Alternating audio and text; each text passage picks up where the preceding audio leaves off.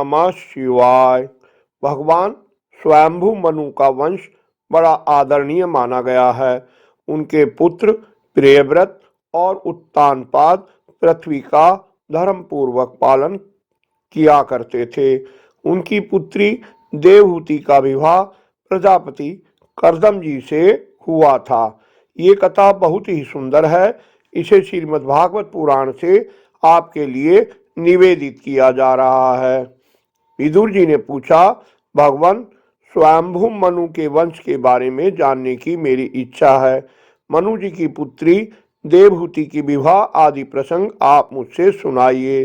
श्री मैत्रेय जी ने कहा, विदुर जी, जब ब्रह्मा जी ने भगवान कर्दम को आज्ञा दी कि तुम संतान की उत्पत्ति करो, तो उन्होंने 10,000 वर्षों तक सरस्वती नदी के तट पर तपस्या की।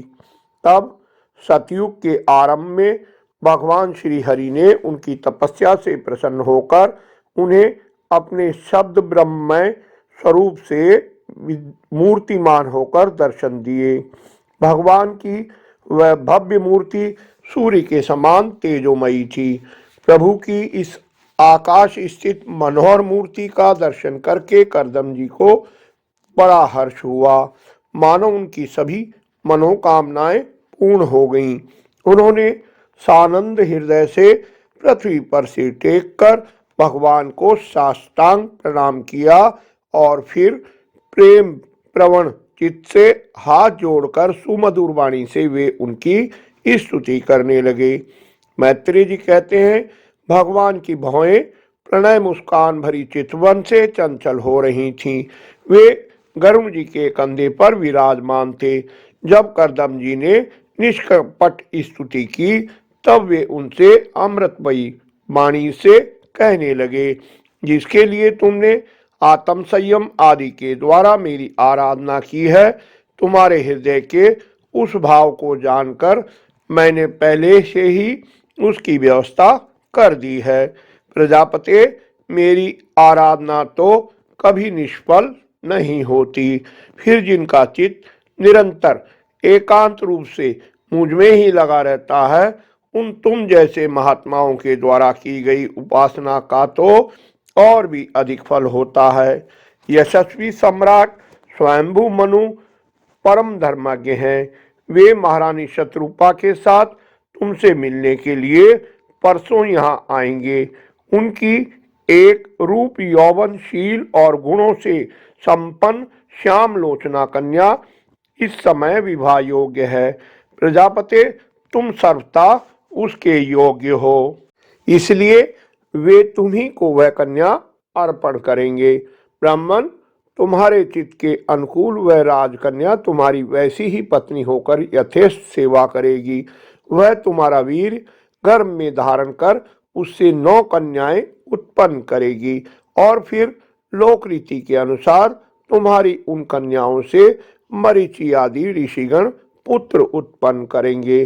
तुम भी मेरी आज्ञा का अच्छी तरह पालन करने से शुद्ध हो, फिर अपने सब कर्मों का फल मुझे अर्पित कर मुझको ही प्राप्त होगे।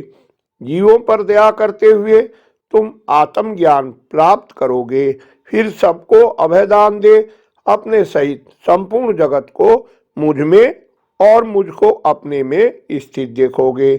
महामुनि, मैं भी अपने अंश कला रूप से तुम्हारे वीर द्वारा तुम्हारी पत्नी देवहूति के गर्भ से अवतीर्ण होकर सांख्य शास्त्र की रचना करूंगा।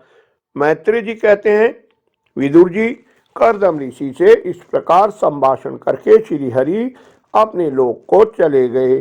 श्री हरि के चले जाने पर भगवान कर्दम उनके बताए हुए समय की प्रतीक्षा करते हुए बिंदु सरोवर पर ही ठहरे रहे। इधर मनु जी भी महारानी शत्रुपा तथा अपनी कन्या के साथ कर्दम जी के आश्रम पर पहुंचे। आदिराज महाराज मनु ने उस सुंदर रमणीक आश्रम में देखा, मुनिवर कर्दम जी अग्निहोत्र से निवृत्त होकर बैठे हुए हैं। बहुत दिनों तक तपस्या करने से वे शरीर से बड़े तेजस्वी दिख पड़ते हैं। महाराज स्वयंभू मनु को अपनी कुटी में आकर प्रणाम करते देख उन्होंने उन्हें आशीर्वाद से प्रसन्न किया और यथोचित आतिथ्य की रीति से उनका स्वागत सत्कार किया। जब मनु जी उनकी पूजा ग्रहण कर स्वस्थ चित्त से आसन पर बैठ गए, तब मुनिवर कर्दम ने भगवान की आज्ञा का स्मरण कर उन्हें मधुर वाणी से प्रसन्न करते हुए कहा, देव, आप भगवान विष्णु की पालन शक्ति रूप हैं। वीरवर, इस समय यहाँ आपका आगमन किस प्रयोजन से हुआ है? मेरे लिए जो आज्ञा होगी उसे मैं निष्कपट भाव से सहर्ष स्वीकार करूंगा। मनु जी के कुछ सच्चा कर कहा, मुने, वेद मूर्ति भगवान ब्रह्मा ने अपने वेद में विग्रह की रक्षा के लिए तप, विद्या और योग से संपन्न तथा विषयों में अनासक्त आप ब्राह्मणों को अपने मुख से प्रकट किया है, और फिर उन सहस्र चरणों वाले विराट पुरुष ने आप लोगों की रक्षा के लिए ही अपनी सहस्त्रों भुजाओं से हम क्षत्रियों को उत्पन्न किया है। इस प्रकार ब्राह्मण उनके हृदय और क्षत्रिय उनके शरीर कहलाते हैं। अतः एक ही शरीर से संबंध होने के कारण अपनी अपनी और एक दूसरे की रक्षा करने वाले उन ब्राह्मण और क्षत्रियों की वास्तव में श्री हरि ही रक्षा करते हैं। आपके दर्शन मात्र से ही मेरे सारे संदेह दूर हो गए हैं। आपका दर्शन अजितेंद्रिय पुरुषों को बहुत दुर्लभ है।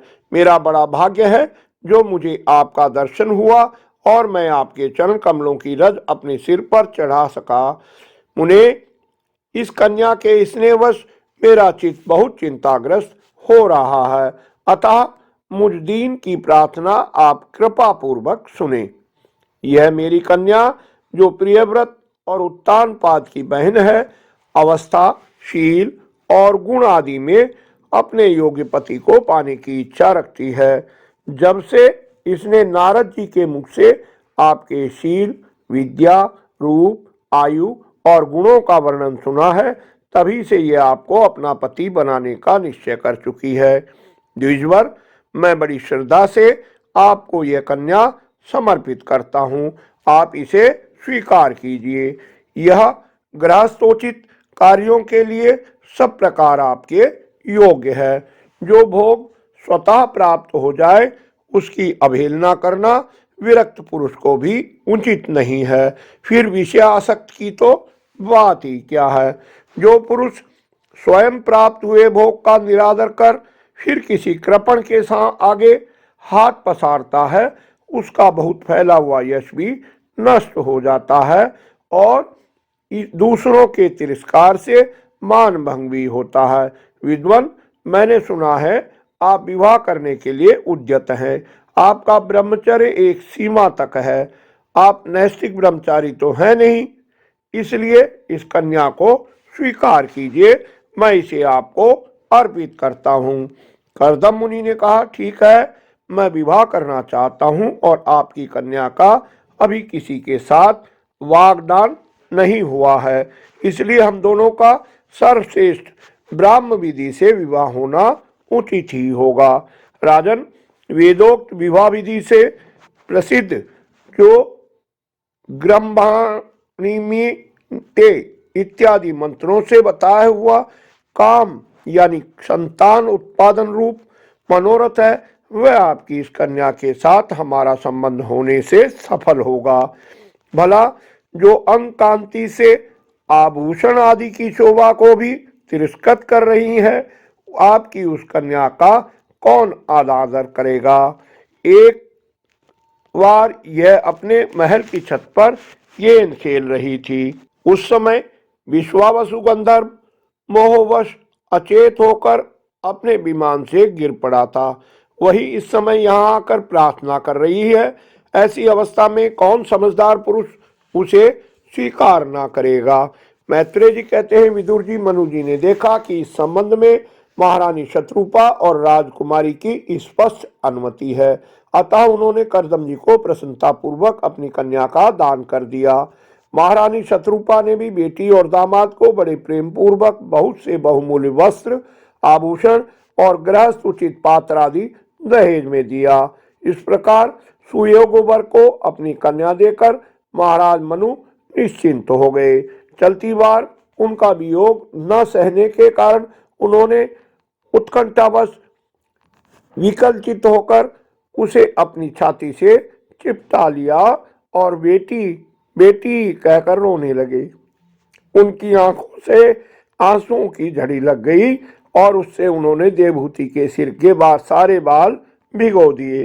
फिर वे मुनिवर करदम से पूछकर उनकी आज्ञा ले रानी के साथ अपनी राजधानी चले गए। बोलो श्री कृष्ण भगवान की जय। आशा है वीडियो आपको पसंद आई होगी। लाइक कर उत्साह बढ़ाएं, भागवत भक्तों से शेयर कर धर्म के भागी बने। निरंतर जुड़े रहने के लिए चैनल को सब्सक्राइब अवश्य कर लें। धन्यवाद। आपका कल्याण हो।